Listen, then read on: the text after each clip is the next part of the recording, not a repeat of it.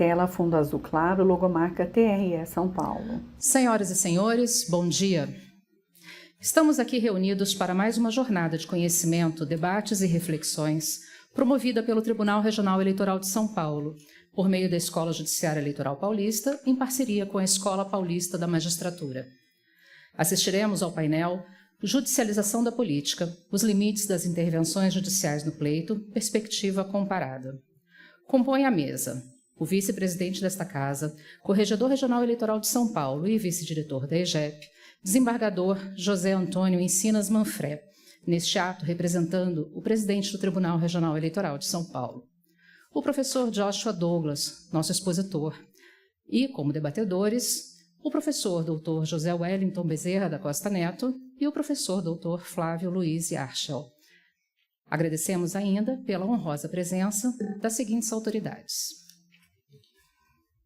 Juiz substituto da Corte Regional Eleitoral de São Paulo, na classe desembargador, desembargador Roberto Maia Filho.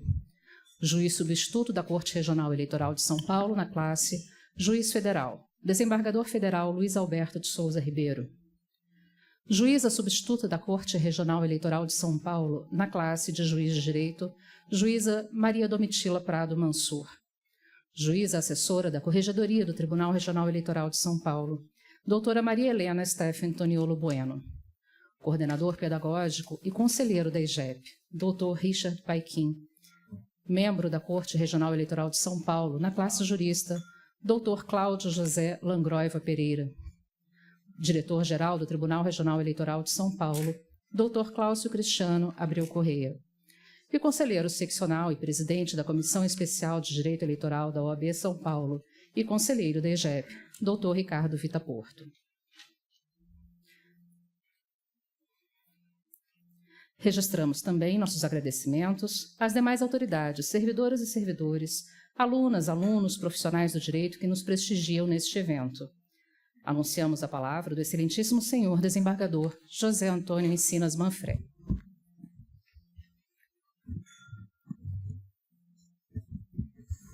Excelentíssimas autoridades presentes, estimadas e estimados colegas, senhoras e senhores, é com grande satisfação que dou as boas-vindas a todas e a todos neste evento. Este evento que é dedicado a um tema cada vez motivo de maior e oportuna relevância no debate público, não só no Brasil, nos Estados Unidos, enfim. Um homem branco, cabelos brancos curtos, veste terno azul e gravata vermelha. A ordem jurídica internacional, que é o da judicialização da política. Recebemos hoje, honrados, o insigne professor estadunidense Joshua Douglas, da Universidade de Kentucky, pesquisador e professor premiado, autor notável de obras no direito eleitoral. Portanto, um profundo tratadista de questões constitucionais relativas ao voto, o direito ao voto.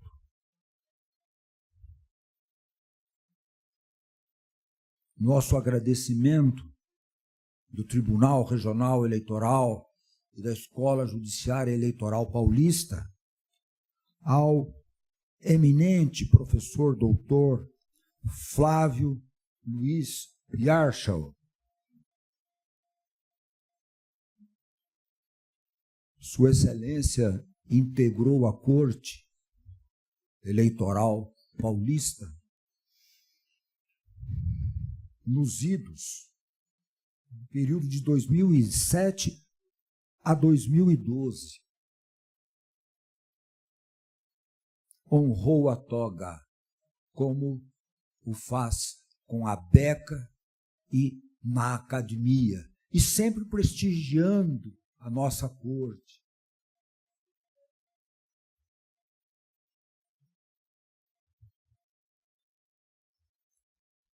Com muita satisfação, também agradecemos ao eminente professor, doutor, meritíssimo doutor José Wellington Bezerra da Costa Neto, que prestou também relevantes serviços à corte de 2018 a 2021 na Corregedoria Regional Eleitoral e auxiliando grandemente também à presidência.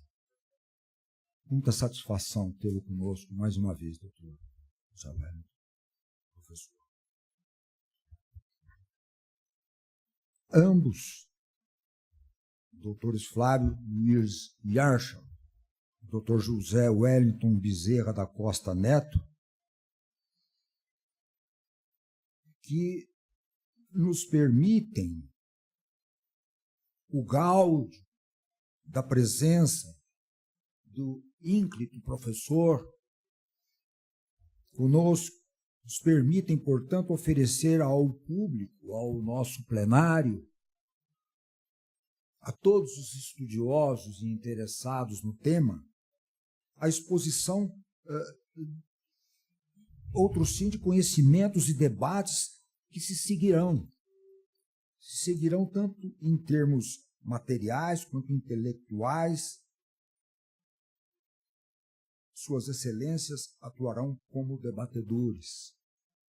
Assim, teremos nesta manhã o privilégio de constatar em exercício comparativo o fenômeno da judicialização da política e a sua crítica por essas dignas autoridades no campo do estudo da democracia, aqui presentes.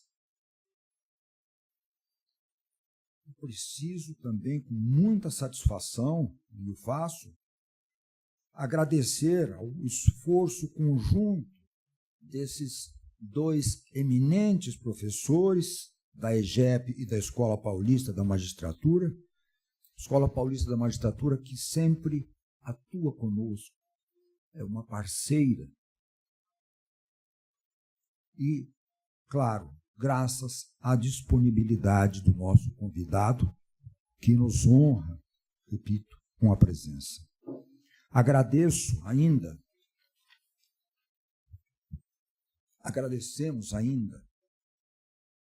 ao eminente professor, doutor, conselheiro Richard Paikin, do Conselho Nacional de Justiça, coordenador pedagógico da pós-graduação da Escola Judiciária Eleitoral Paulista, pela condução altaneira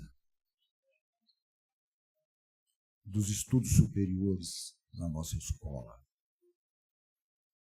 O evento de hoje é um dos exemplos. Muito obrigado. Sem tardança, vamos ao início dos trabalhos. Senhora mestre de cerimônias, por favor. Neste painel, contaremos com a participação do professor Dr. José Wellington Bezerra da Costa Neto, graduado, mestre e doutor pela Faculdade de Direito da Universidade de São Paulo, mestre em Direito Comparado na Cumberland School of Law, Universidade de Stanford, nos Estados Unidos. É professor convidado da Faculdade de Direito da Universidade de São Paulo e professor da Escola Paulista da Magistratura e da Escola Judiciária Eleitoral Paulista, onde atuou como conselheiro no biênio 2018-2019 e diretor executivo no biênio 2020-2021. Foi promotor de justiça no Estado de São Paulo no período de setembro de 2003 a abril de 2005 e é juiz de direito no Estado de São Paulo desde abril de 2005. Foi juiz assessor da Corregedoria Regional Eleitoral de São Paulo no biênio 2018 e 2019 e juiz assessor da presidência deste Tribunal Regional Eleitoral no biênio de 2020 a 2021. Teremos como mediador e debatedor o professor doutor Flávio Luiz Yarschel, graduado mestre, doutor e livre-docente pela Faculdade de Direito da Universidade de São Paulo, onde é professor titular do Departamento de Direito Processual. É membro do Instituto Ibero-Americano de Direito Processual, do Instituto Brasileiro de Direito Processual, da Associação Internacional de Direito Processual, da Associação dos Advogados de São Paulo, do Instituto dos Advogados de São Paulo e do American Law Institute. Foi membro desta Corte Eleitoral na classe jurista no período de 2007 a 2012. E o expositor deste painel é o professor Joshua Douglas, norte-americano, reitor associado interino de pesquisa, titular da cátedra Ashland Incorporated Spears de Pesquisa em Direito e professor pesquisador no College of Law J. David Rosenberg, da Universidade de Kentucky. Reconhecido com o Prêmio Duncan de Ensino em 2019 e premiado pelo Programa Especialista Fulbright em 2024, ele pesquisa direito eleitoral, direito ao voto, direito constitucional e tomada de decisão judicial. Sua produção acadêmica inclui artigos em revistas jurídicas renomadas e contribuições amplamente citadas em tribunais e na mídia. Suas pesquisas mais recentes concentram-se sobre o direito constitucional ao voto, com ênfase nas constituições estaduais, assim como sobre as diversas leis, regras e decisões judiciais que impactam a administração das eleições. É autor de diversos artigos e livros, sendo o mais recente intitulado The Court versus the Voters, The Troubling Story of How the Supreme Court Has Undermined Voting Rights, em tradução livre, Tribunal versus Eleitores, a perturbadora história de como a Suprema Corte tem enfraquecido o direito ao voto, ainda sem tradução no Brasil. Aqueles que o desejarem poderão acompanhar a tradução simultânea com o uso dos fones de ouvido disponíveis. Pedimos a especial gentileza de que, ao final do evento, os aparelhos sejam deixados sobre os assentos. Com a palavra, o professor Flávio Yarschel.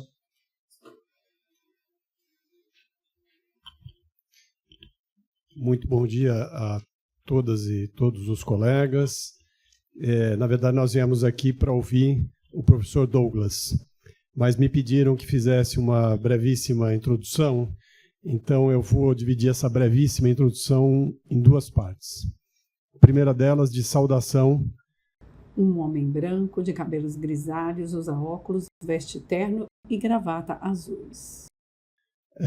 A esta mesa, a este tribunal, na pessoa do nosso presidente Encinas Manfré. E sintam-se todos, por favor, cumprimentados, todas as autoridades. Quero dizer muito brevemente que é uma emoção voltar aqui na qualidade de um acadêmico. Eu que tive a honra de pertencer aos quadros desse tribunal, eu que tive a honra de ser juiz e judicar juntamente com o Dr. Manfré, estive aqui na posse dele, na sua primeira passagem, e então é sempre uma alegria voltar aqui. Estive aqui na eleição para presidente, para participar como representante da USP e certificar o que já estava certificado, que era a absoluta lisura do pleito. E hoje vejo, olhando para trás, como tudo aquilo foi importante, como foi importante legitimar o pleito, que era legítimo. Então, presidente, na pessoa de Vossa Excelência, eu deixo aqui meu agradecimento. Eu falava aos colegas que, de vez em quando, eu sonho que eu estou no Tribunal Regional Eleitoral. Em parte é um sonho, às vezes é um pesadelo pelo volume de trabalho, mas pela ansiedade. Mas é uma experiência muito marcante na minha vida e, repito, é muito bom voltar aqui como acadêmico. Portanto, com a liberdade que o acadêmico tem de falar, só tenho esta ligação com o tribunal que muito me honra. A segunda brevíssima observação, que é uma passagem para que o professor Douglas possa fazer sua palestra, na verdade eu faço uma primeira observação sobre isso. Primeira questão do idioma.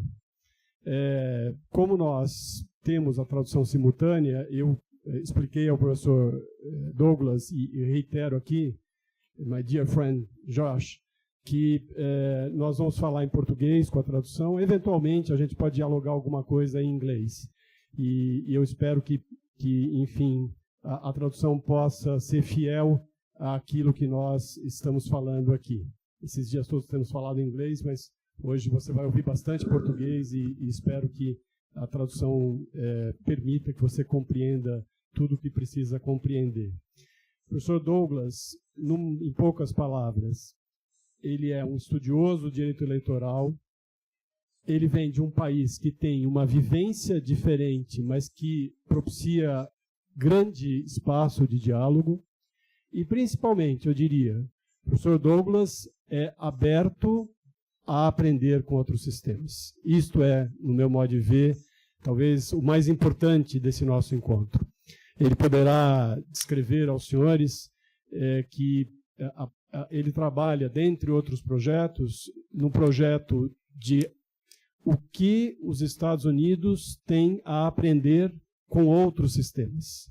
Então, ele esteve recentemente na Itália, ele tinha a ideia de ir ao Chile, ele está aqui no Brasil, ele tem estudado e está aberto a outras experiências. Ele tem uma visão crítica construtiva do papel da Suprema Corte nos Estados Unidos. Isso está bem revelado no seu segundo livro. Eu diria que o professor Douglas é o estudioso ideal para vir aqui conosco dialogar sobre as interfaces e os pontos comuns entre Brasil e Estados Unidos. Meu amigo professor Douglas, seja muito bem-vindo aqui nesta corte. Esta corte o recebe, eu posso dizer, porque o presidente o disse, de braços abertos. Muito obrigado. Muitíssimo obrigado. Muito obrigado pela calorosa apresentação. Muitíssimo obrigado ao vice-presidente Manfred e ao professor Yarchel e a todos aqui no tribunal por uma recepção tão calorosa. Algo que aprendi nos poucos dias que estou já no Brasil até agora é que o futebol é uma grande paixão e que talvez não seja uma boa ideia falar para qual time eu torço, porque vai deixar algumas pessoas muito felizes e outras pessoas não tão felizes. E eu quero que todos vocês gostem de mim e que ouçam aquilo que eu tenho a dizer sobre o sistema norte-americano. Então não direi qual time que eu torci quando fomos ao estádio no outro dia, mas foi uma experiência maravilhosa aprender sobre a cultura brasileira, já que o professor Yarchel falou que eu estou interessado não apenas em aprender sobre diferentes sistemas eleitorais. Um homem branco de meia idade, cabelos pretos, curto, veste terno azul e gravata azul de bolinhas brancas. E o que os Estados Unidos pode aprender do Brasil sobre a realização de eleições, mas também aprender sobre as diferentes culturas, diferentes alimentos e diferentes esportes. E foi realmente um grande prazer ver essa parte da cultura brasileira. Então, hoje, pensei que lhes falaria um pouco sobre a forma pela qual os tribunais norte-americanos estão envolvidos com o sistema eleitoral nos Estados Unidos. Bom, poderíamos tentar passar nosso tempo explicando o colégio eleitoral para a eleição do presidente, mas não creio que tenhamos tempo para realmente ver como e por que o sistema funciona dessa forma para a eleição do presidente. Deixo isso de lado, mas terei prazer em responder perguntas sobre o colégio eleitoral. Ao invés, discutiremos 3 pontos sobre a judicialização da política eleitoral nos Estados Unidos.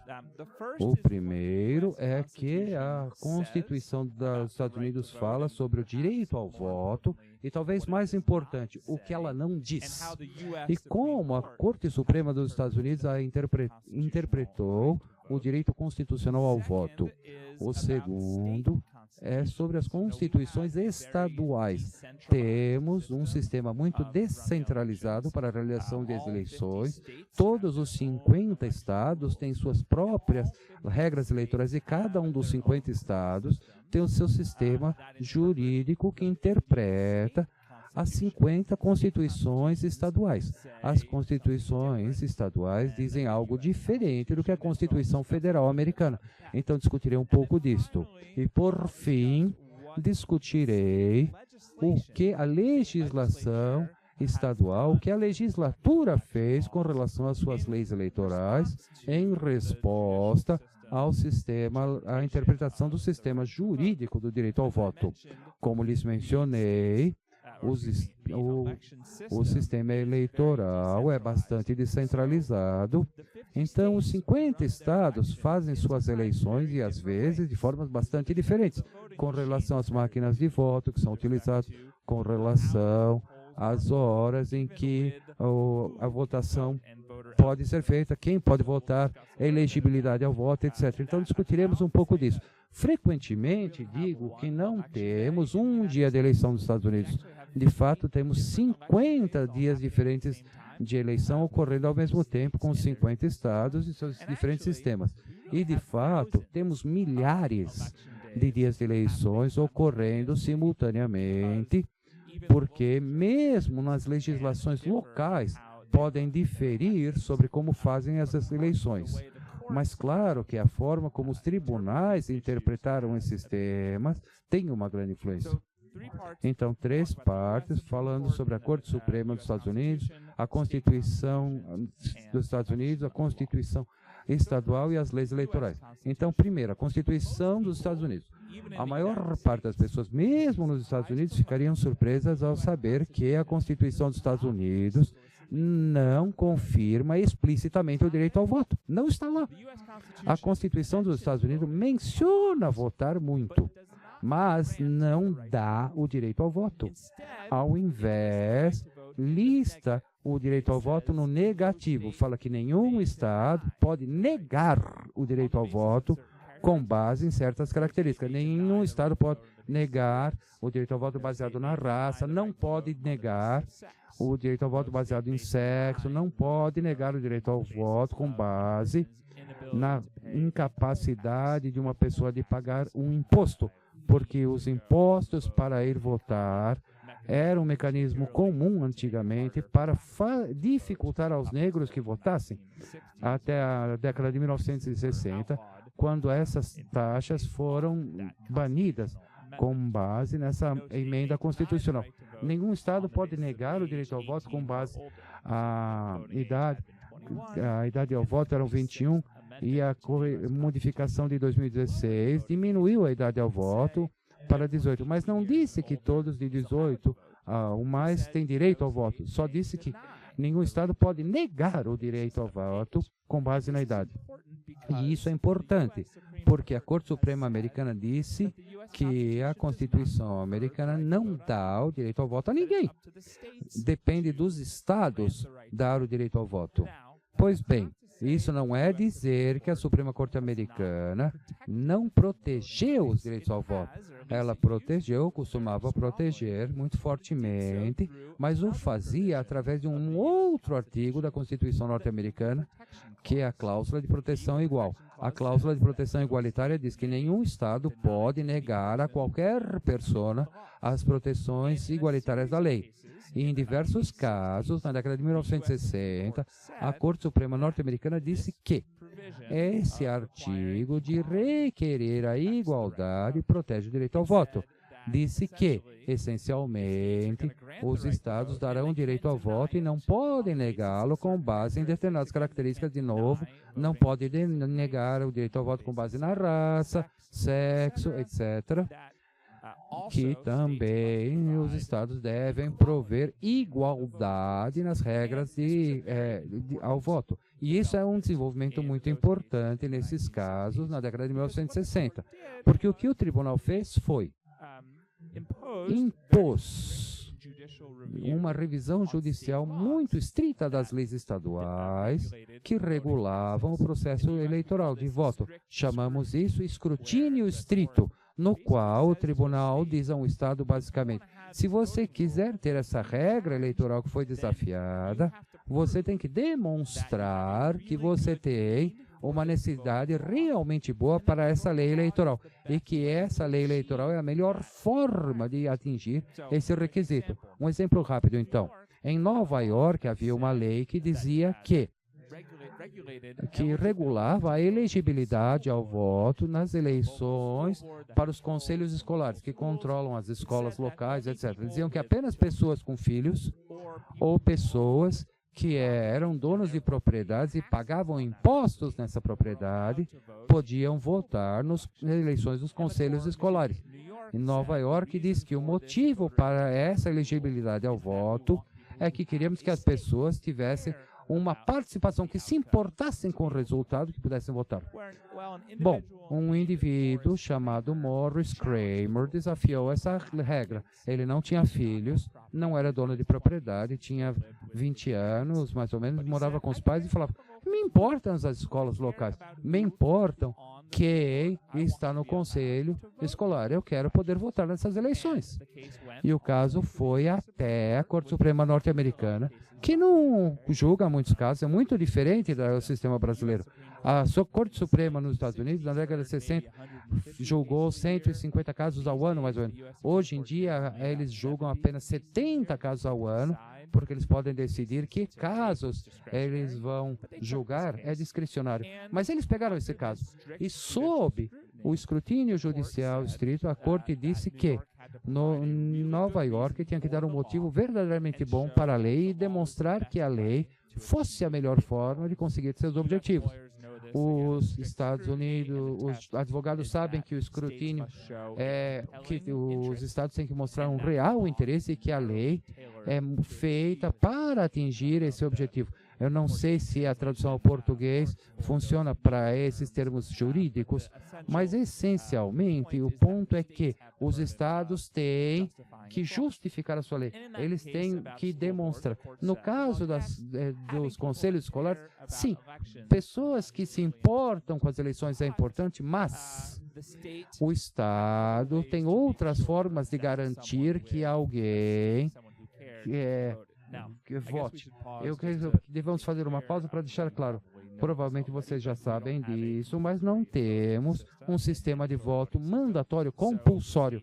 Então, os estados podem decidir, em geral, quem é elegível ao voto, mas sujeito a esses requisitos constitucionais. Então, esse foi o teste de 1960. Os estados tinham uma obrigação muito forte de justificar as suas regras.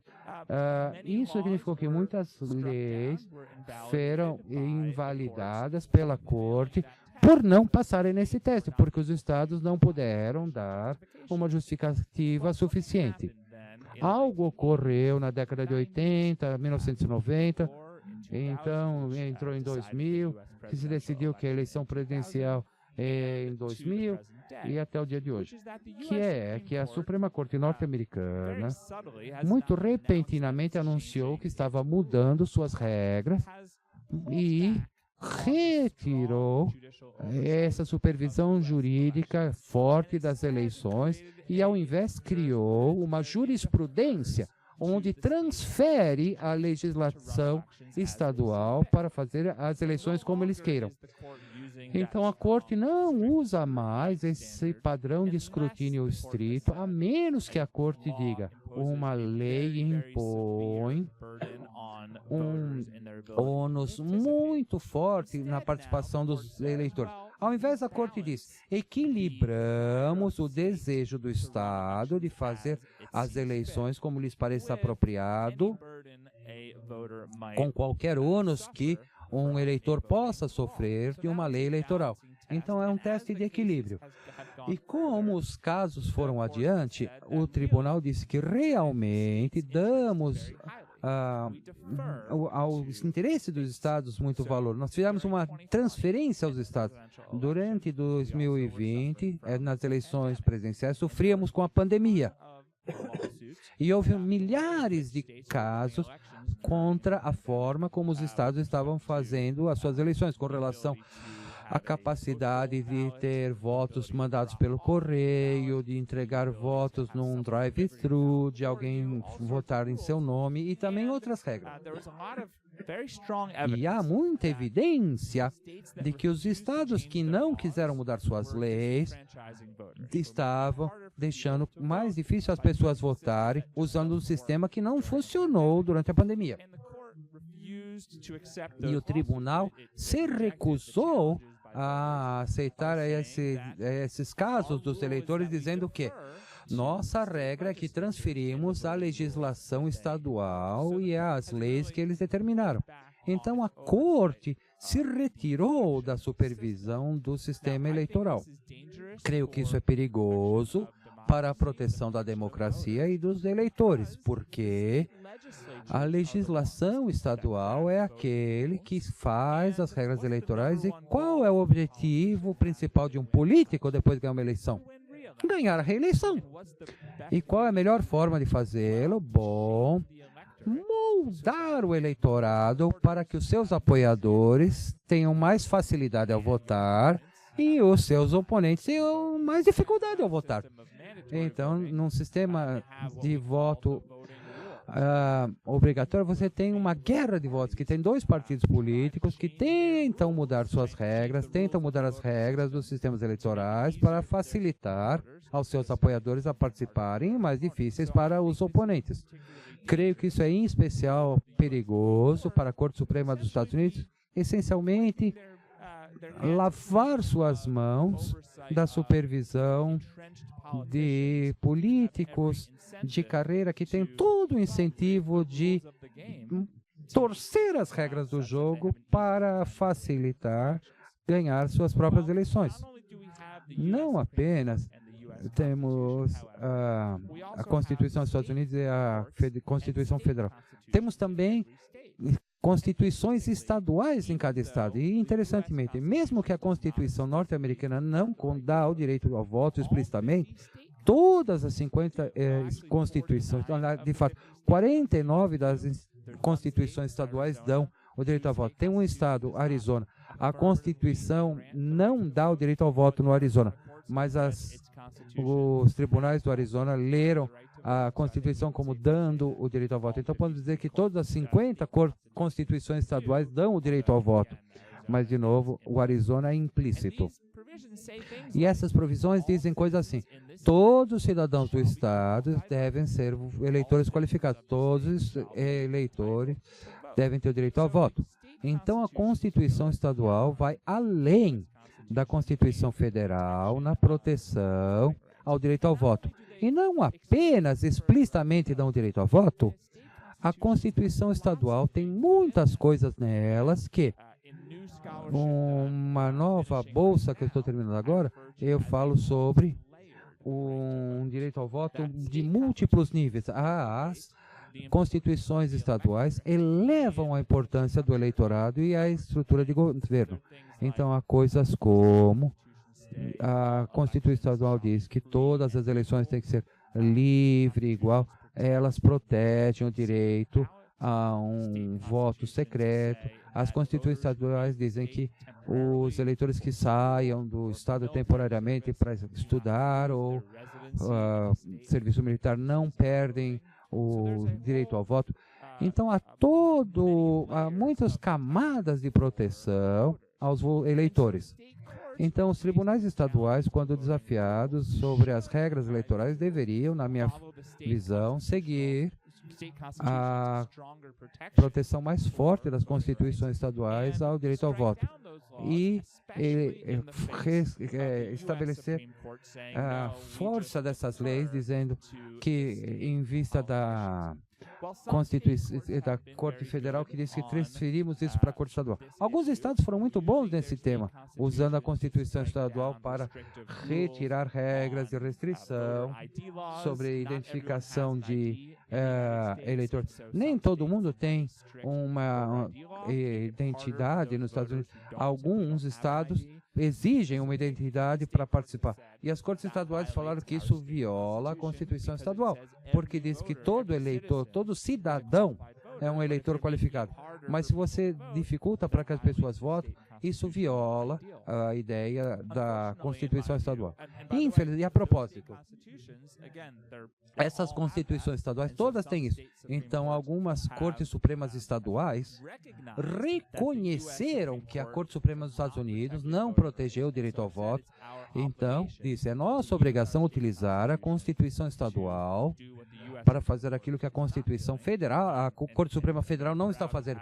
E eu tenho orgulho de ver como algumas Cortes Supremas Estaduais utilizaram meu trabalho sobre as constituições estaduais para fazer um trabalho mais forte constitucional estadual. Infelizmente, algumas cortes estaduais não leram suas constituições como independentes da Constituição Federal. Elas disseram, bom, sim, nossa Constituição estadual vai além da federal, mas vamos seguir o caso da Constituição Federal de qualquer forma. É isso que chamamos, que é fazer uma regulação restrita, que diz, nossa Constituição, ela tem que ficar junto à Constituição Federal. E porque há uma lei da Constituição Federal, a gente vai se basear nela apenas. Ainda assim, ainda que a Constituição Estadual seja diferente no texto, na estrutura e na história das provisões da Constituição Estadual. Como eu falei, temos um sistema descentralizado para realizar eleições. E a Constituição Federal Americana determina os estados e diz que eles têm o poder para fazer as eleições. Então, eu creio que faria muito mais sentido para que as constituições estaduais e as Cortes Supremas estaduais que confiassem no seu linguajar mais robusto nas constituições estaduais. Então, temos uma estrutura muito diferente nos Estados Unidos, com algumas Cortes Supremas estaduais fazendo aquilo que eu creio que é correto, baseando-se na Constituição Estadual, e outras dizem, não, a gente segue a Corte Suprema Federal plenamente. Mas o que isso significa para a legislação estadual e a forma como são aprovadas as regras eleitorais estaduais? Bom, começamos a ver cada vez mais que os políticos estaduais sentem mais à vontade para aprovar regras que possam mudar as formas como funcionam as eleições, que possam mudar quem é elegível ao voto na eleição. E agora, provavelmente, não vão ter muita supervisão judicial. Pelo menos se estiverem num estado onde a Corte Suprema for seguir o que a Corte Federal diz. Por exemplo, a Geórgia, que aprovou uma regra de voto restritiva depois da eleição de 2020, em muitas formas em resposta às alegações falsas de Donald Trump, que houve fraude na eleição. Não houve fraude na eleição de 2020, mas ele usou essas alegações para não apenas questionar as eleições e instigar a insurreição de 6 de janeiro, e também para forçar as legislações estaduais controladas pelos republicanos para aprovar regras mais restritas para o voto. Então, Geórgia aprovou uma lei que limita o número de locais para entrega de votos, porque temos um sistema que muitos eleitores podem pedir um voto pelo correio e entregar o seu voto. Alguns estados como Georgia e Ohio aprovaremos uma regra que diz que deve haver apenas um local para depósito de voto por condado. Parece igual, exceto pelo fato que em alguns condados são grandes, com uma grande população, e alguns condados são muito menores. Então não é igual, de qualquer forma, ter apenas um local para entrega de votos numa cidade como Atlanta e um condado pequeno com muito poucos eleitores. E eles sabiam, contudo, que mesmo com um processo desafiando isso, a lei não seria revista porque as cortes federais estão transferindo as legislações estaduais, o ponto. E as cortes estaduais não leem a sua Constituição Estadual como robusta e seguem a liderança da Corte Suprema Federal.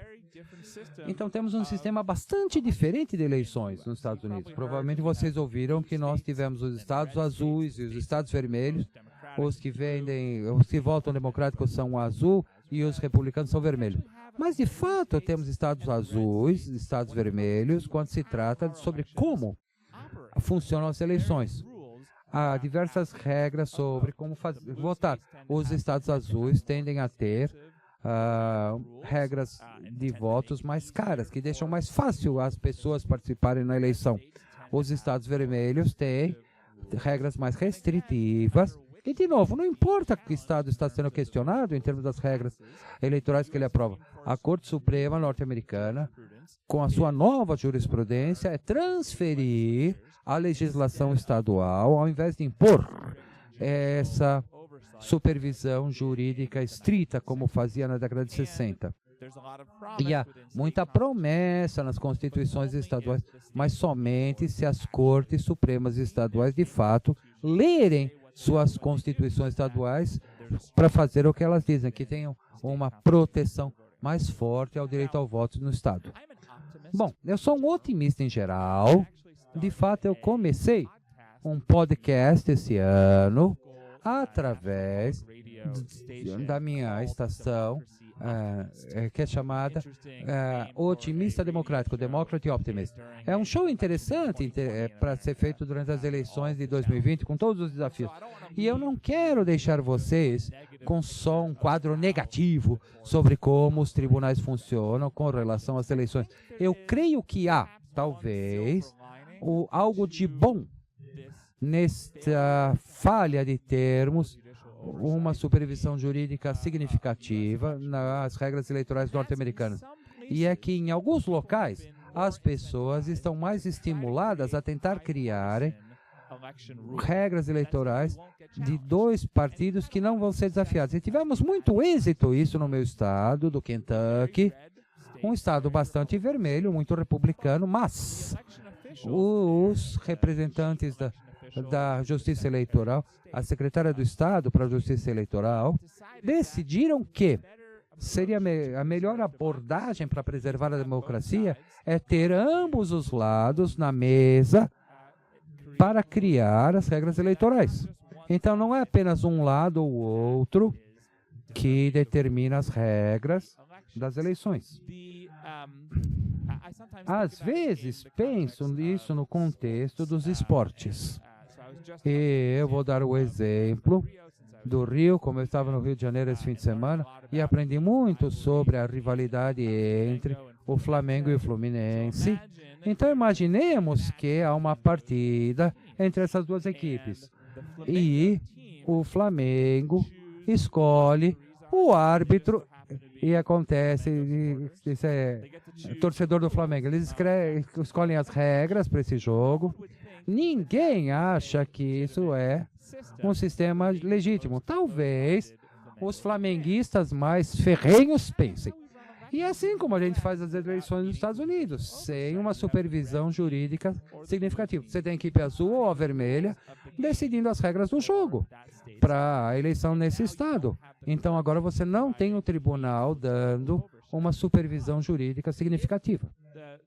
Mas, se a norma democrática estiver presente, como temos no Kentucky, de levar ambos os lados à mesa e falar, bom, nossas eleições somente serão legítimas se tivermos ambos os lados lá, criando um acordo sobre as melhores regras eleitorais, não apenas teremos melhores regras, mas não teremos a necessidade da intervenção do tribunal no sistema.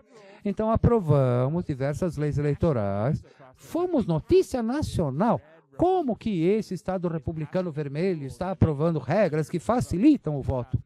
É porque tivemos um acordo dos dois partidos no Estado, porque as normas democráticas foram tais que queríamos trazer os republicanos, os democratas, um professor de lei, eu fui parte disso, membros do público, organizações envolvidas nas eleições, todos juntos para determinar as melhores regras. Bom, ainda creio que as regras do Kentucky são demasiadamente restritivas em diversas formas. Há coisas que podemos fazer para melhorá-las, mas a última ronda de reformas aprovada nos votos no Estado não foi judicializada. Todo mundo concordou. Nem todo lado que conseguiu tudo o que queria, mas foi o suficiente para ter um compromisso que fizesse sentido. Então, meu otimismo aqui é que, ainda que creia que a Corte Suprema dos Estados Unidos está falhando com a democracia ao não dar uma supervisão significativa às regras eleitorais, creio que algumas Cortes Supremas estaduais estão falhando com a democracia ao apenas seguir a liderança da Corte Suprema dos Estados Unidos. Eu creio que é útil que compreendamos que talvez uma consequência que as pessoas tenham que trabalhar mais juntos para estabelecer as melhores regras eleitorais, para não termos que basear-nos nos tribunais para proteger a democracia, porque eles não estão protegendo. Obrigado. Obrigado.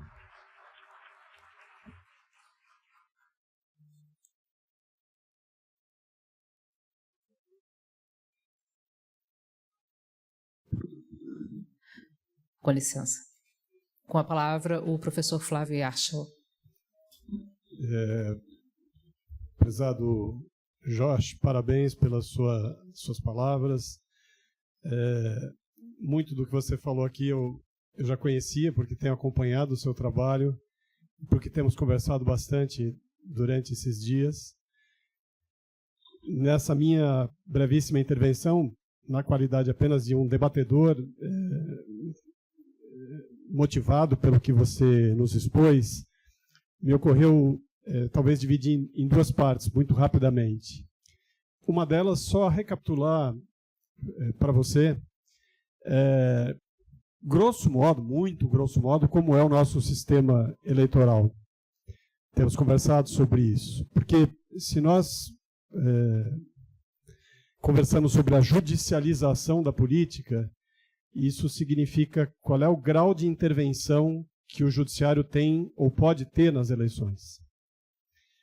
E eu acho que, antes de pensar no grau de intervenção que o judiciário pode ter nas eleições, nós precisamos ter em conta o grau de intervenção que o legislador se propõe a ter, sempre em nível federal. Vou fazer um parêntese aqui. Eu acho que tão difícil quanto imaginar que vocês nos Estados Unidos possam centralizar a regulação das eleições é imaginar que no Brasil a gente possa descentralizar a realização das eleições. São visões realmente, me parecem, inconciliáveis. E a ideia, isso se desdobra, isso tem repercussão sobre o papel que uma Corte Superior tem em relação ao desfecho da eleição, ao desenrolar da eleição, tal como você procurou explicar aqui. Mas, muito rapidamente, como você lembrou, nós temos a previsão constitucional, ou previsões constitucionais a respeito do direito a voto e outras. Nós temos uma lei, uma lei eleitoral. Nós temos uma lei que prevê as inelegibilidades, ou seja, restrições ao direito a voto, tudo sempre no plano federal. E mais importante, eu não sei se isso interessa a você e se eventualmente você pudesse, enfim, fazer alguma consideração nessa perspectiva comparada. Eu não sei se você está a par, mas a cada eleição, o Tribunal Superior Eleitoral edita uma regulamentação daquela eleição. Regulamentação que, teoricamente, deveria respeitar a lei. E respeita, eu diria que no mais das vezes respeita, mas há terrenos desafiadores. Por exemplo, inserção e moderação de conteúdo nas redes sociais. Não é?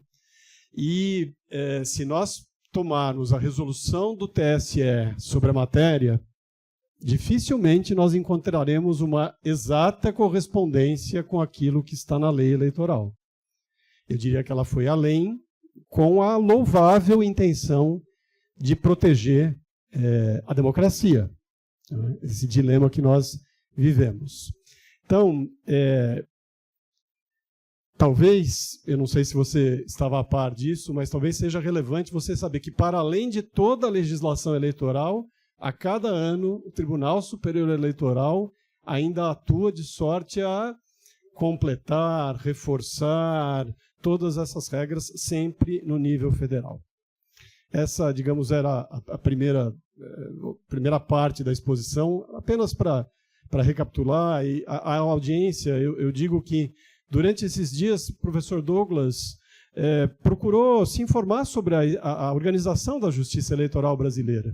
Procurei explicar a ele que há um primeiro grau de jurisdição, dependendo da eleição, há um segundo grau, nós estamos aqui no segundo grau, no grau recursal, nós temos o grau do Tribunal Superior Eleitoral e, eventualmente, temos um recurso para a nossa Suprema Corte, que seria uma corte constitucional nesse aspecto. Então, faço questão de dar o meu testemunho de como o professor Douglas está interessado em conhecer o nosso sistema. Mas, passando à segunda parte, eu vou fazer, talvez, 3 perguntas, 3 propostas para o professor Douglas nos trazer a sua visão. A primeira delas é sobre voto obrigatório. O professor Douglas esteve na faculdade, participamos de um evento com o professor Virgílio Afonso da Silva. Não é novidade para ele, mas é novidade para o público. Então, professor Douglas, se puder nos falar um pouco sobre a questão de como vê a relação entre o voto compulsório e o incremento da democracia, a defesa e o incremento da democracia. Vocês não têm voto compulsório. Nós temos, mas por mais de uma vez nós discutimos que esse voto compulsório, esse voto obrigatório no Brasil é relativo. Hoje, justificar a ausência ao pleito é mais fácil, dizíamos um pouco antes, do que fazer um PIX. Né? Então, por favor, se possível, traga ao nosso público a sua visão entre voto compulsório, voto facultativo e desenvolvimento, incremento, defesa da democracia. Acho que é importante porque é um ponto que nos aparta. Hoje, se nós pegarmos os últimos números, quer dizer, um pouco mais que 80% de presença nosso no sistema mandatório, compulsório, e mais do que 60% nos Estados Unidos para um sistema facultativo, mostra que essa diferença aparentemente não é tão grande assim em 2 sistemas muito diferentes. Essa é a primeira observação que eu pediria, só com o intuito apenas de completar a exposição do professor. A outra observação, talvez também facilite o diálogo, é a sua visão sobre o voto dos menores de 18 anos. Nós sabemos, e o professor poderá nos trazer essa visão, isso tinha uma tradição nos Estados Unidos, de 21 anos, depois para 18. Isso se explica pelo próprio desenvolvimento histórico. O professor pode trazer algum subsídio a respeito, alguma informação a esse respeito. Mas qual é a sua visão sobre a redução da idade? Ela deveria ser desenvolvida? Eu ousaria perguntar, mesmo com esta resistência à centralização, não seria possível imaginar, dada a repercussão que o engajamento, a inclusão dessas pessoas tem no resultado final da eleição, não seria possível pensar nos Estados Unidos num movimento, pelo menos que chegasse a um consenso nacional sobre a questão da idade? Porque, salvo engano, anteriormente houve consenso nacional dos 21 para os 18, salvo engano, mas talvez eu esteja errado. Mas não poderia haver? E aí eu sou uma outra pergunta. É correto dizer que jovens abaixo de 18 anos têm uma espécie de um viés, uma tendência a apoiar certa posição política? Então, seria essa outra pergunta. E a terceira, para não me estender aqui, porque, repito, nós viemos aqui para ouvir o professor Douglas. Eu acho que a pergunta que todos nós queremos saber, algo que todos nós queremos saber é qual a repercussão ou quais as possíveis repercussões que a eleição do presidente Trump tem para os Estados Unidos, para o mundo. Mas vamos tentar ficar num horizonte um pouco mais restrito. Qual a sua visão sobre a repercussão da eleição do presidente Trump sobre o sistema eleitoral estadunidense, sobre o sistema eleitoral americano, sobre o papel das cortes? A sua exposição nos trouxe muitos subsídios sobre o papel das cortes locais, sobre o papel da Suprema Corte. Se e como a eleição do presidente Trump, esse resultado da eleição, pode afetar o sistema eleitoral americano. São essas 3 observações, agradecendo não só ao professor Douglas, mas mais uma vez a acolhida que o tribunal deu a esse evento acadêmico, para mim, para a Faculdade de Direito da Universidade de São Paulo, tão importante. Ok. Muito bem.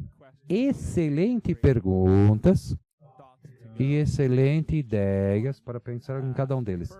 Primeiro, antes de entrar sobre as 3 perguntas propostas, você mencionou a diferença entre um sistema centralizado e descentralizado de realizar eleições.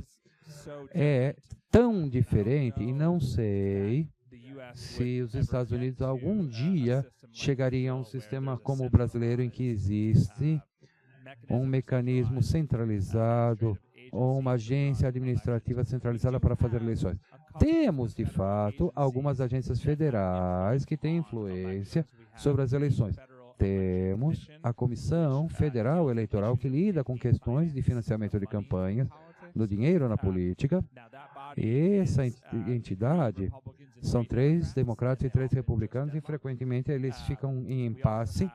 Nós temos uma agência chamada o Comitê de Assistência de Eleições, que dá apoio e dinheiro aos estados para ajudar a fazer as suas eleições, mas sua jurisdição é bastante restrita. Então, há algumas coisas onde temos não uma administração nacional, mas uma orientação nacional, e não funciona muito bem. Porque, em parte porque a Constituição norte-americana diz que os estados têm o direito de fazer eleições como queiram. E porque a Corte Suprema dos Estados Unidos falhou em dar essa supervisão jurídica significativa. Você fez 3 perguntas sobre como as coisas diferentes funcionariam nas eleições dos Estados Unidos. Então, eu passarei por cada um deles. O primeiro é o voto obrigatório. Se isso melhoraria a democracia. Bom, eu creio que seria muito difícil para que os Estados Unidos adotassem um sistema de voto obrigatório. Os americanos não gostam do governo falando a eles o que fazer.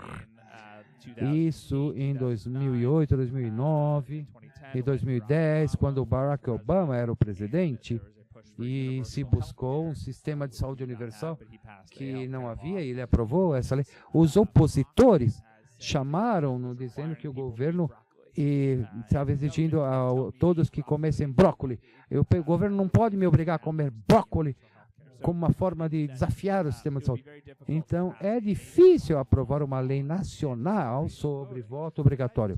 Mas eu creio que há algumas possibilidades para locais, que os governos locais aprovem uma regra de voto obrigatório para as eleições locais. E talvez isso se propague nacionalmente. Primeiro nos estados e depois nacional. E é assim como muitas reformas funcionaram nos Estados Unidos. Ou seja, uma cidade tenta... Porque as cidades, em alguns estados, têm a capacidade de regular suas próprias eleições. A gente vai chegar a isso na porção dos votos aos 16 anos. Então, se as leis estaduais permitem que os locais aprovem regras eleitorais locais, você pode ver algum movimento para o voto obrigatório. Eu fui parte de uma comissão numa organização chamada o Instituto Brookings, que estudou o voto obrigatório nas eleições dos Estados Unidos e veio se fosse possível. E há alguns estados que tiveram audiências públicas sobre aprovar uma lei para permitir que o voto obrigatório fosse adotado em alguns locais. Houve essas audiências em Washington, em Kentucky, etc. Mas a segunda pergunta é se isso melhoraria a democracia. Bom, creio que melhoraria por 3 motivos. Nossa declaração de independência diz que o governo é legítimo com base no consentimento dos governados. é parte do documento de fundação quando declaramos independência do Reino Unido no século XVIII. Um consentimento dos governantes. E, para mim, uma democracia mais forte é aquela onde o governo inclui a todos nós, inclui a todos dando o seu consentimento. Então, creio que um sistema mandatório ajudaria a melhorar a legitimidade democrática. Em segundo lugar, como mencionei antes, nós temos as guerras eleitorais, onde há tanto esforço em tentar mudar o eleitorado, mudar quem pode participar. Se você tivesse um sistema de voto obrigatório, você não teria como tentar mudar ou suprimir os votos mais, porque estaria contrário a essa obrigação ao voto governamental. Então, reduziria, de fato, a quantidade de litígios sobre as regras eleitorais, sobre quem é elegível nos estados que dificultam a participação, porque estaria contrário a essa ideia, esse ideal de voto obrigatório. Então, penso que talvez podemos chegar a um ponto onde vemos menos esforço tentando moldar as regras do jogo para favorecer um lado ou o outro, porque todos teriam que votar. Claro que você precisa de um sistema que funcione bem, um sistema onde as pessoas possam explicar e se desculpar. Mas talvez, como falávamos antes, minha percepção geral é que é um pouco fácil demais dar uma desculpa no Brasil.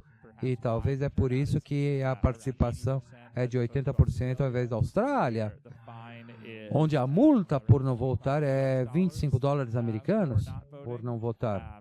E a participação é entre 90 e poucos % por causa disso. Dessa forma, o terceiro motivo que acho que poderia melhorar a democracia é que, sim, nossa participação nas eleições presidenciais está entre 65%. Geralmente era entre 50 e pouco, 60 e pouco nas últimas duas eleições. Nós chamamos isso do efeito Trump e as pessoas estão motivadas pelo Trump dos dois lados. Então chegou a mais de 65%. Mas a cada 2 anos nós temos as eleições do Congresso, que chamamos os midterms. E a participação eleitoral aí geralmente é só um pouquinho menos que 50%. Eu acho que foi 2018, onde a participação do midterm foi mais que 50%. E as pessoas estavam comemorando, que foi fantástica essa participação. Tanta pessoa votando. E eu pensei, metade da população não foi votar. O que a gente está comemorando? E alguns estados têm aquilo que a gente chama eleições do outro ano para o estado. Governador. No meu estado do Kentucky, nós temos eleições nos anos ímpares. E geralmente 25 a 30% da população vota nessas eleições apenas. Então, numa eleição onde o eleitor, o ganhador precisa de 50%, e só metade dos eleitores escolheram o governador, isso é muito pouco. Parece louco. Você melhoraria a democracia se tivesse um sistema obrigatório que também fosse aplicado a essas outras eleições e não apenas a eleição presidencial. Sobre voto aos 16, é algo que eu estudei muito nos Estados Unidos. E há 8 jurisdições nos Estados Unidos que permitem o voto aos 16 e 17 anos, nas eleições de conselhos estudantis ou em todas as eleições locais. Nenhum estado permite que eleitores de 16 ou 17 anos votem.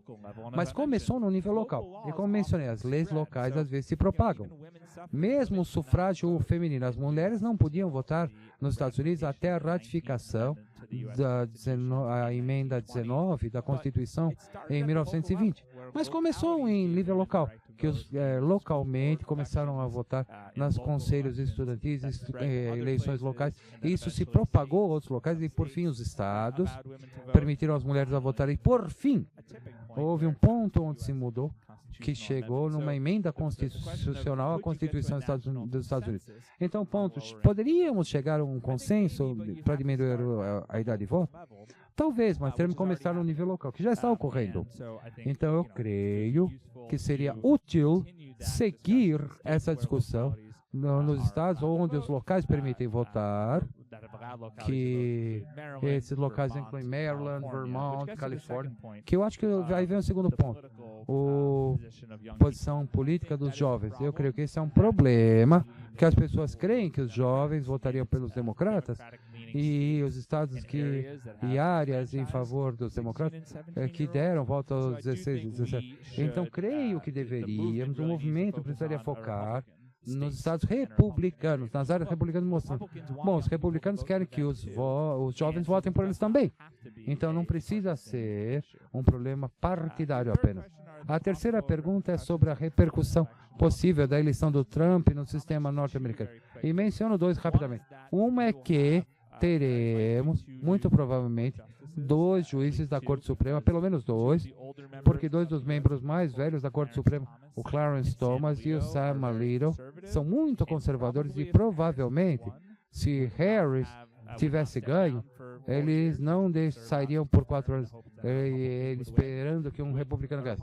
Com uma vitória republicana, esses juízes, que são mais velhos, vão anunciar sua aposentadoria e Trump vai nomear pessoas jovens conservadoras e aparentemente a Corte Suprema dos Estados Unidos está dividida de 6-3 contra as visões liberais. A gente pode falar como que na primeira administração do Trump era 5-4 e através de algumas manobras políticas os republicanos conseguiram mudar a ideologia da Corte para 6-3. E agora a Corte será 6-3 por 40 anos, porque os juízes ficam lá a vida toda e ele vai indicar 2 jovens que vão ser muito conservadores à Corte Suprema.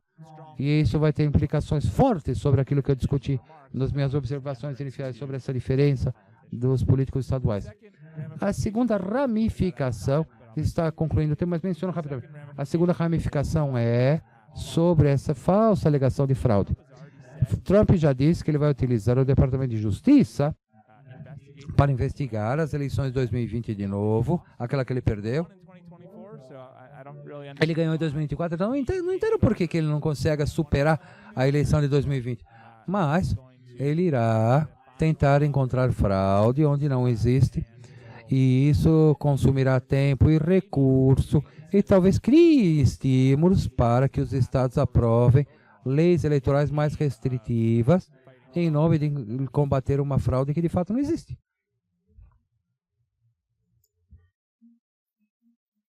Com a palavra, o Dr. José Wellington.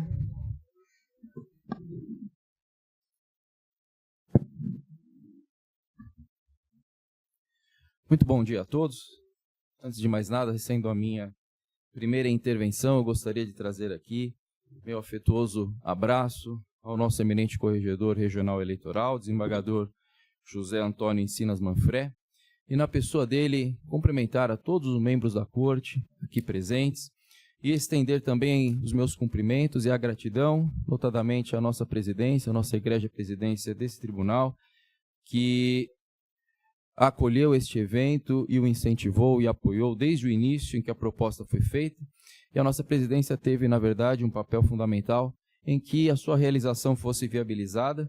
Portanto, eu quero transmitir aqui minha gratidão ao nosso corregedor e também ao nosso presidente, desembargador Silmar Fernandes. Quero cumprimentar com muita alegria todos os servidores aqui presentes.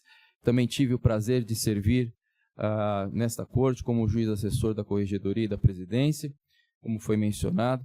Eu não tenho ainda o privilégio, como o professor Flávio, de sonhar com os trabalhos nessa corte, porque com 3 crianças pequenas eu não tenho muito tempo para dormir, muito menos para sonhar. Mas, de qualquer forma, eu guardo lembranças de muito carinho e sempre escutei falar da família eleitoral, né? E eu pude perceber o significado disso quando deixei a corte. E realmente essa é a sensação. A família, por mais que o tempo passe, nós às vezes nos distanciemos em termos físicos, quando nós nos encontramos, a sensação é de que nunca perdemos o contato, sempre nos sentimos à vontade em casa. E essa é a sensação que tenho sempre que retorno a este tribunal. Meu abraço também, com muita estima, professor Flávio Arche, minha gratidão em me incluir nos planos para a recepção e os trabalhos aqui com o professor Joshua, a quem eu desde já também cumprimento, dou as boas-vindas com muita alegria e digo da satisfação de poder ouvi-lo, compartilhar a realidade do sistema norte-americano e dizer do quanto este intercâmbio é frutífero para nós e também reconfortante por percebermos que muitas das questões que para nós são espinhosas e as nossas inquietações também são compartilhadas, né, numa grande democracia tida como modelo, como é a americana. Também o meu abraço ao nobre colega, o Dr. Richard Paikin, pelo apoio que também ofereceu ao evento, nosso coordenador pedagógico lá da EGEP, um querido amigo. Muito obrigado pelo teu empenho na realização deste evento. Eu gostaria de, até para ganharmos tempo, trazer aqui algumas ponderações e algumas questões ao nosso palestrante. E enquanto o professor Flávio enfocou bastante as possibilidades de hipotetizarmos como algumas realidades brasileiras seriam vistas no sistema americano, eu gostaria de propor um caminho reverso, pensando algumas diretrizes que, pelo menos numa pesquisa perfunctória, eu pude garimpar do sistema norte-americano, e principalmente da interação entre a jurisprudência, o papel do Poder Judiciário lá nas eleições, que podemos talvez importar para o nosso sistema de uma forma proveitosa e compatível, sobretudo. Corrija-me, por favor, se eu estiver equivocado, mas eu pude aí perceber, como eu disse, numa avaliação, ainda que não tão profunda como gostaria, alguns grandes princípios que têm regido a atuação do Poder Judiciário, notadamente da Suprema Corte norte-americana, em tema de eleição. E eu pude averiguar aí pelo menos 4 diretrizes principais, né?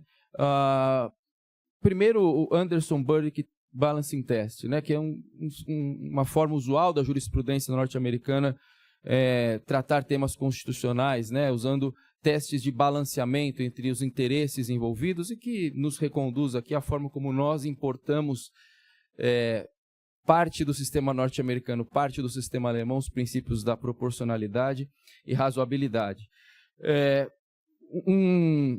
Uma segunda diretriz que eu pude verificar ali, que tem balizado a atuação da jurisprudência norte-americana em tema eleitoral, é o Purcell Principle, né? O princípio Purcell, aí, que basicamente poderia ser equiparado ao nosso princípio da anterioridade ou da anualidade eleitoral, né? Em que ali é enxergado de uma forma mais flexível.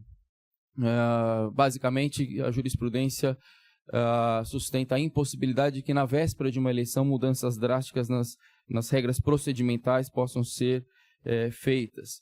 E o conflito que muitas vezes há entre essas duas diretrizes. É perceptível que há situações em que, embora um balancing test levaria à anulação de um encargo restritivo por demais ao direito fundamental ao voto, deixa de ser reconhecido porque levaria a uma insegurança dada a proximidade ao processo eleitoral. Então, são princípios que conflitam entre si.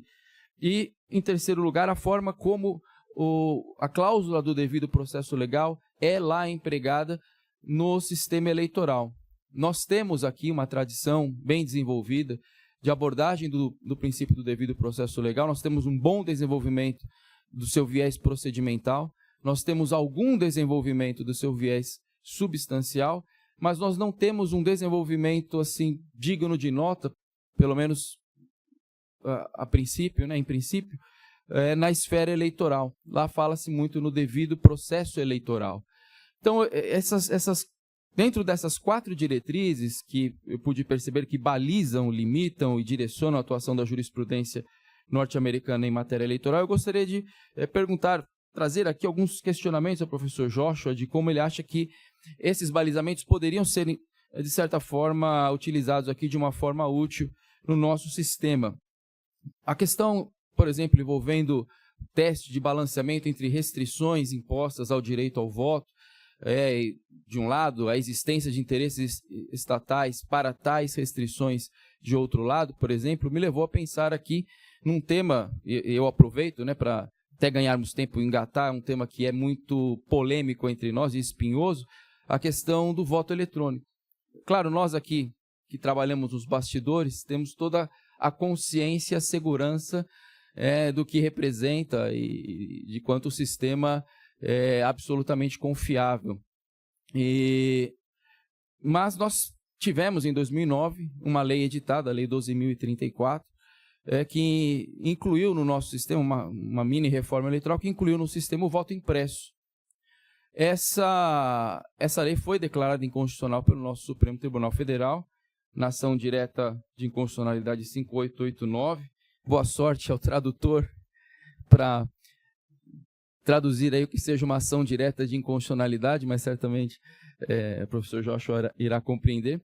E o nosso Supremo, em resumo, né, trouxe argumentos basicamente atrelados à desproporcionalidade de uma restrição, de um encargo, melhor dizendo, que isso traria ao processo eleitoral, além de encorajar fraudes, e acabou com esse fundamento em síntese, né, bem síntese mesmo, reconhecendo a inconstitucionalidade desta norma. E eu faço essa observação especialmente evocando a posição do professor Joshua, e eu tomo a liberdade aqui de citar um trecho da obra do professor Joshua, Vote for US, ou Vote for Us, né, em que ele defende textualmente, me perdoem aqui, eu vou fazer a leitura em inglês e fazer uma rápida tradução livre aqui, né? Making sure there is a paper record for every vote. Paper backups are inherently not hackable. Né? Então, em livre tradução aqui, todos os votos, acho que talvez o tradutor tenha feito aí o trabalho, né? Tornarmos certo de que cada voto tenha um reporte, né? um registro em papel. Backups de papel não são hackeáveis, né? Então, eu gostaria de perguntar ao professor Joshua como é que ele avalia, né, a posição do Supremo Tribunal Federal Brasileiro nessa matéria, a sua posição pessoal nesse assunto, defendendo a pertinência de um registro em papel, e com um suposto teste de balanceamento, a possibilidade de aproveitarmos um teste de balanceamento entre restrições e encargos impostos ao processo eleitoral e o interesse em assegurar a lisura do processo de outro, né? Se é possível a gente estabelecer aí um diálogo entre esses 3, 4 polos nessa questão. Falando um pouquinho aqui da segurança do processo em termos de anterioridade ao processo eleitoral, né? O chamado Purcell Principle, lá que o sistema americano também prestigia bastante. Nós temos aqui, né, o nosso princípio da anterioridade que prevê um prazo específico de 1 ano. Né? E eu vou ler o texto aqui traduzido para o inglês da nossa Constituição, né, para facilitar a abordagem do professor Joshua, até porque é um texto conhecido de todos nós aqui que militamos na área eleitoral. Né? The law that alters the electoral procedure shall come into force on the date of its publication and shall not apply to the elections that take place within 1 year of it being in force. É o artigo 16, né, da nossa Constituição Federal. Como é que o professor Joshua enxerga esta questão? A necessidade de assegurar a estabilidade e a segurança do processo eleitoral, a existência de prazos pré-determinados para essas alterações, ou um sistema de análise do caso concreto, como é o sistema norte-americano, em que não existe a rigidez de um prazo pré-estabelecido, mas uma análise conectada entre a natureza da alteração, os seus efeitos específicos na realidade eleitoral em que ela será aplicada, e a avaliação da segurança, né, a estabilidade do sistema. E, finalmente, falando um pouquinho do devido processo eleitoral, a minha observação, a minha pergunta se centra no seguinte aspecto: de que forma o professor Joshua enxerga que os elementos e as consequências, os elementos que compõem a cláusula do devido processo legal e as consequências que derivam destes elementos podem, de certa forma, assegurar um processo eleitoral mais seguro, mais estável e mais previsível. Deixa eu ver o tempo aqui. Bom, haveria outras questões aqui a serem formuladas, mas talvez, se houver uma oportunidade de retorno, nós o faremos. Mas eu quero mais uma vez agradecer ao professor Joshua, a sua disposição em estar conosco, e a todos pela atenção e pela presença.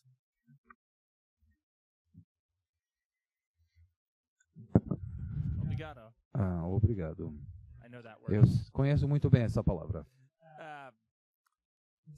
Então, pensamentos e perguntas muito interessantes sobre, e eu gosto da estruturação geral.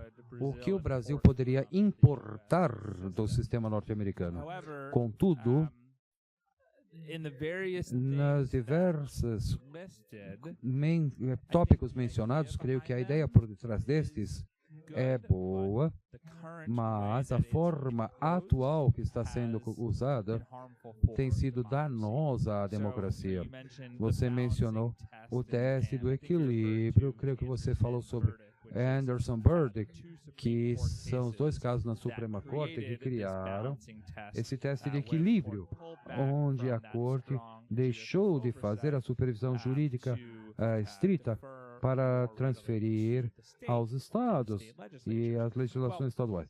Bom, o caso Anderson, que a Corte Suprema ouviu, foi de 1983, que diz que impunhamos um teste de equilíbrio para equilibrar os interesses do Estado em fazer as eleições sem dano aos eleitores. Mas o que a Corte disse nesse caso foi que um Estado ainda tem que prover seu interesse específico para uma lei e demonstrar na forma pela qual a lei consegue atingir esses objetivos específicos. Ainda que seja um teste de equilíbrio, ele era muito em favor dos eleitores, caso os estados não pudessem dar um interesse preciso para que a lei fosse aprovada. Mas o que ocorreu é que o tribunal, então, começou a deixar de exigir esse requisito estrito e diz que o Estado tem que mostrar seu interesse apenas por uma lei. E foi muito sutil. A Corte não anunciou que estava mudando o teste de Anderson no segundo caso de 1992. O caso chamado Burdick.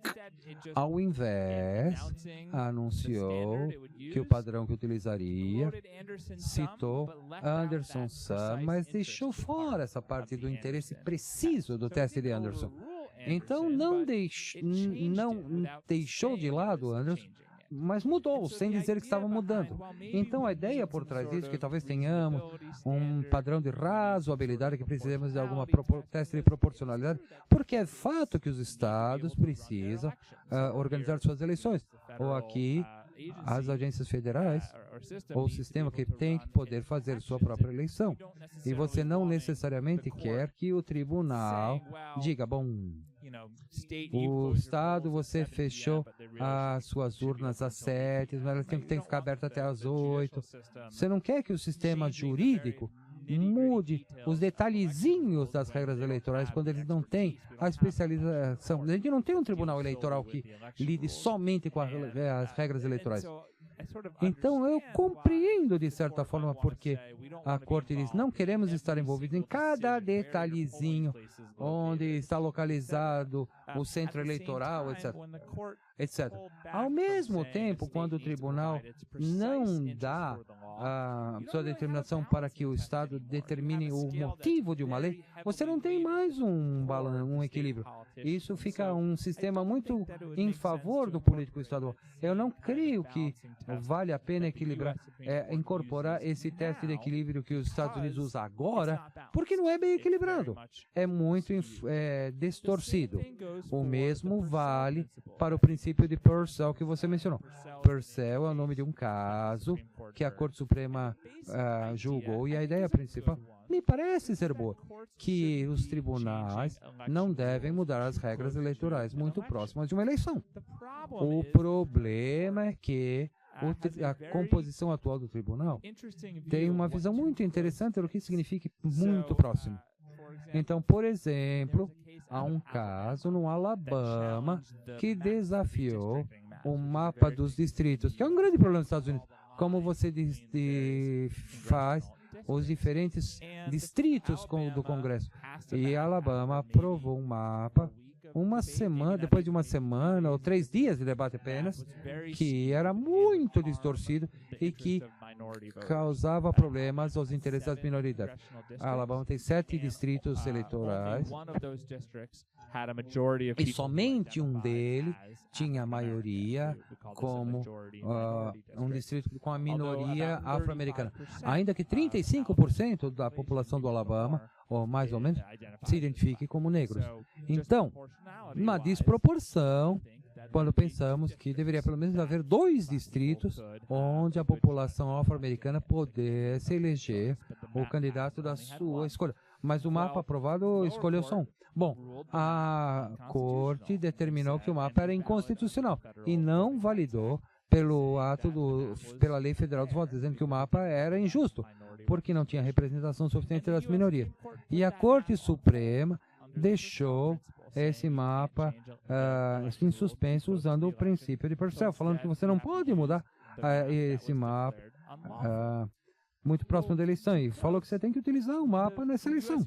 Então, a decisão da Corte Suprema foi dada 4 meses antes do prazo de inscrições dos candidatos, que é o prazo que você tem para os candidatos poderem se concorrer aos cargos.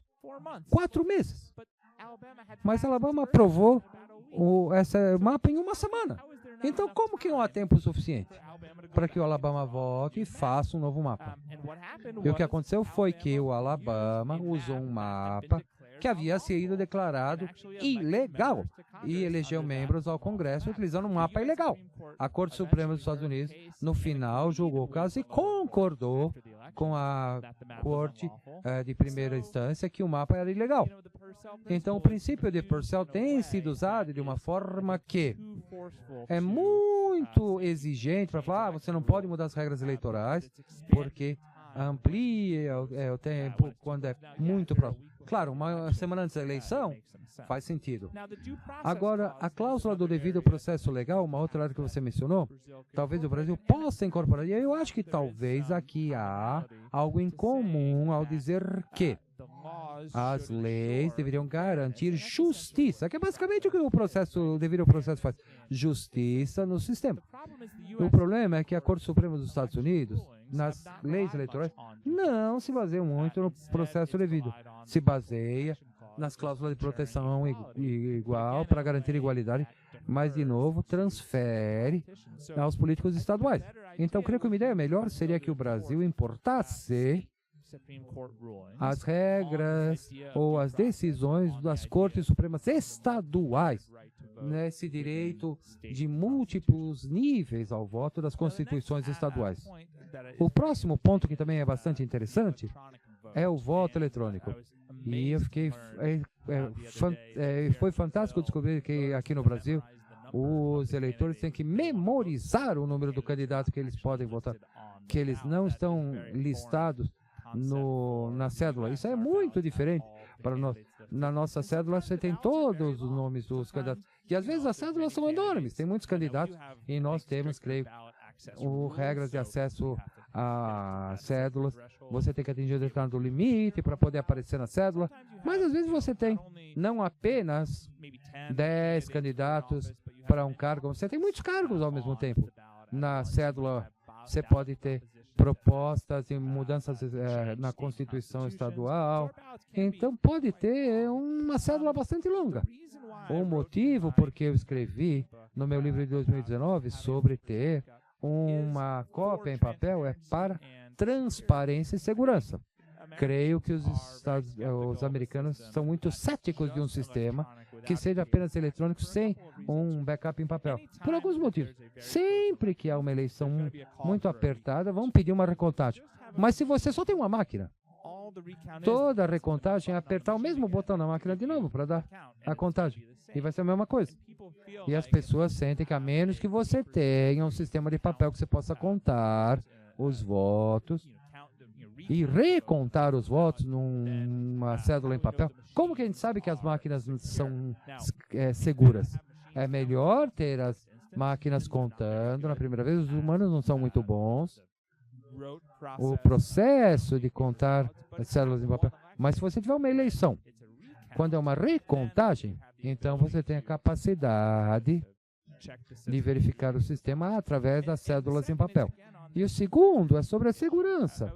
Eu fiquei muito interessado em ler um artigo ontem no New York Times sobre um condado no Idaho que está postando online cada cédula para o público ver e rever. Há preocupação de compra de votos, intimidação aos eleitores, então eles mantêm as cédulas secretas, mas anônimo, quer dizer, para garantir que você não consiga identificar de quem foi essa cédula. Mas é um esforço para combater as alegações de fraude feitas por Trump, para fazer as pessoas se sentirem mais seguras. Porque esse é um grande problema. O número de pessoas, porque o Trump falou que pensam que a eleição de 2020 foi fraudulenta, é muito grande. Então, os funcionários da Justiça Eleitoral querem garantir ao público que as eleições são seguras e colocar uma foto de cada cédula é uma forma como esse funcionário da Justiça Eleitoral do Idaho está garantindo isso. Claro que há alguns problemas com relação ao potencial de compra de votos. As pessoas que sabem que querem comprar, você pode fazer uma marca no cédula e você pode ver para quem você votou. Então, as pessoas têm que pensar sobre esse sistema. Mas os americanos se sentem mais seguros se houver algum tipo de backup em papel para recontagem e para transparência, para mostrar que não exista fraude. E eu li a Constituição brasileira e o artigo que novas leis não podem entrar em vigor por um ano. De certa forma, me parece bastante bom, porque talvez uma nova lei seja aprovada sob a ideia de ignorância. Não sabemos que lado vai se beneficiar de uma nova lei eleitoral. Por outro lado, tem que haver alguma flexibilidade. Digamos que acontece uma outra pandemia. Esperemos que não. Mas os funcionários da Justiça Eleitoral têm que mudar o processo, tiveram que mudar o processo eleitoral em 2020 por causa da pandemia.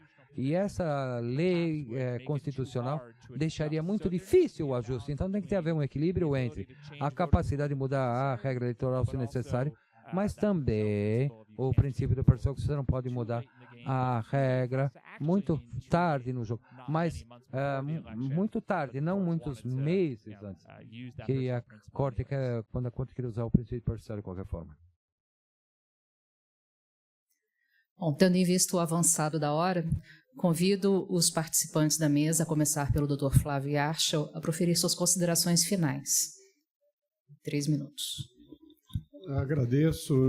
Na verdade, não há nada além do que novamente reforçar o agradecimento a este tribunal, ressaltar aqui que esse evento se deve a, em certa medida, ao grande esforço, ao competente esforço do Dr. José Wellington, que realmente também deve participar conosco de um próximo evento, amanhã, na Fundação Fernando Henrique, para o qual todos estão convidados.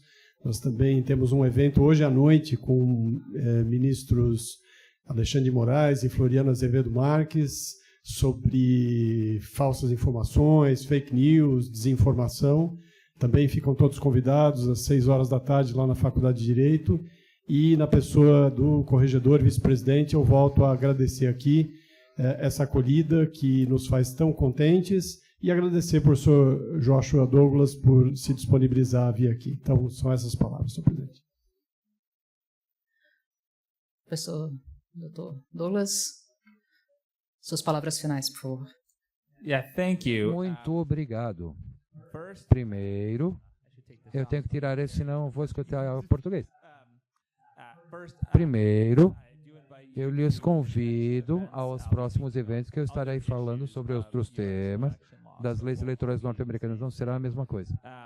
Então, só 2 observações finais. Uma, estou muito interessado nesse Tribunal Eleitoral Brasileiro, porque é tão diferente da forma como realizamos eleições, da forma como temos os litígios eleitorais nos Estados Unidos. E, como o Fábio mencionou, eu estou começando um novo projeto que eu chamo o que o mundo pode ensinar ao mundo, o que o mundo pode ensinar aos Estados Unidos sobre eleições, e cada capítulo pode ser um mergulho profundo no sistema daquela país.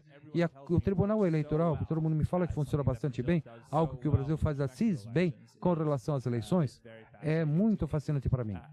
E, por fim, agradecer-lhes a todos aqui pelo convite, pela hospitalidade, pela calorosa acolhida. Realmente é uma honra e um privilégio estar aqui com vocês.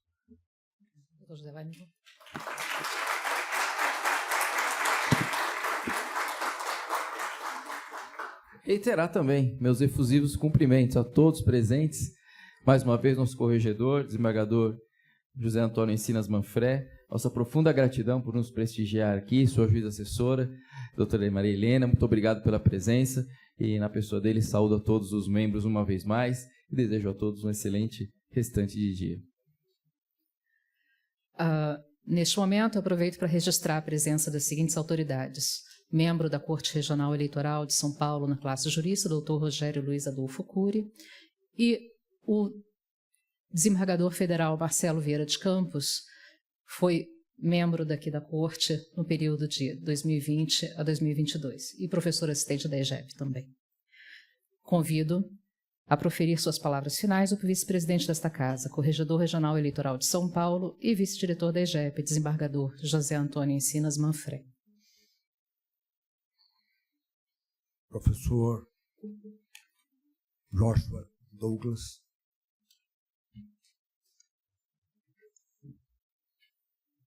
um momento alto para a nossa Corte Regional, para a Escola Judiciária Eleitoral Paulista, receber Vossa Excelência,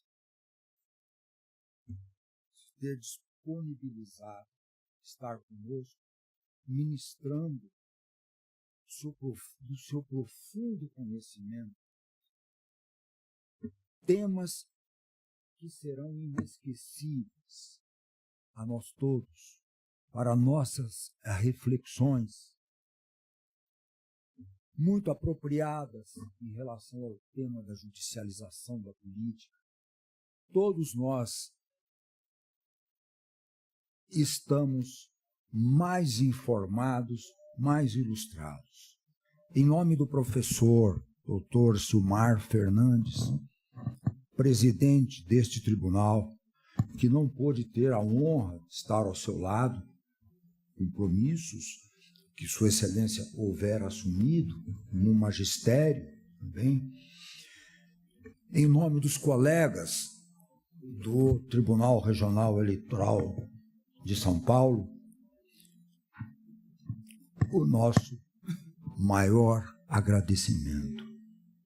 Doutores José Wellington, doutor Flávio Yarchel. Tenho também a satisfação de saudar a Ordem dos Advogados do Brasil, a pessoa do doutor Ricardo Vita Porto, que muito nos honra também. Aos alunos, aos nossos do quadro funcional,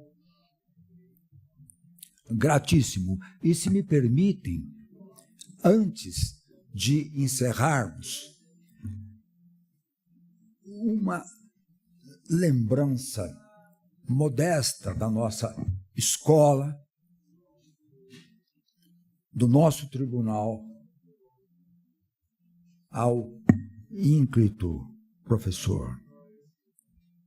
Permita-me. Por favor.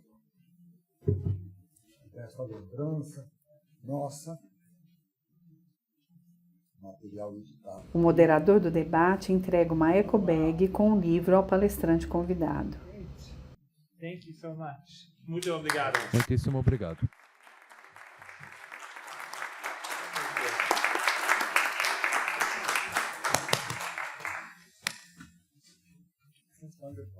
Professor.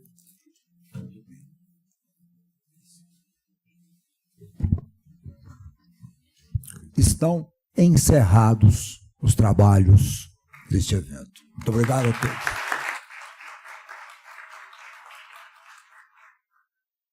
Logomarca TRE São Paulo.